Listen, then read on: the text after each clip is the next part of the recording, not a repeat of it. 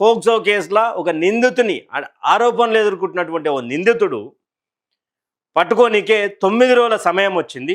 9 రోజుల సమయం తర్వాత మళ్ళీ పోలీసులు పట్టుకురా అంటే లేదు.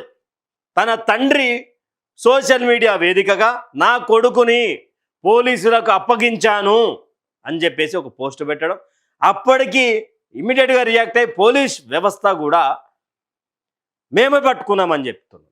మరి కేంద్ర శాఖకు సంబంధించినటువంటి మనిషిని నమ్మాలన్నా లేకపోతే పోలీస్ వ్యవస్థను నమ్మాలన్నా ఎవరిని నమ్మాలి? ఇక్కడ ముఖ్యమంత్రి గారిని ప్లస్ హోంశాఖ మంత్రి వారిని అడితే బండి సంజయ్ గారి కుమారుడు బండి సంజయ్ వచ్చి అప్పచెప్పాలి అని చెప్పి మాట్లాడు. అంటే నేరారోపణ ఉన్నటువంటి వ్యక్తి తండ్రి తీసుకొచ్చి అప్పచెప్పాలంట పోలీసులకు. తర్వాత హైదరాబాద్లో ఈ 2.5 సంవత్సరాల కాలంలో ఎన్నో మర్డర్లు, నడి రోడ్డు మీద చంపుకున్నటువంటి దారుణాలు.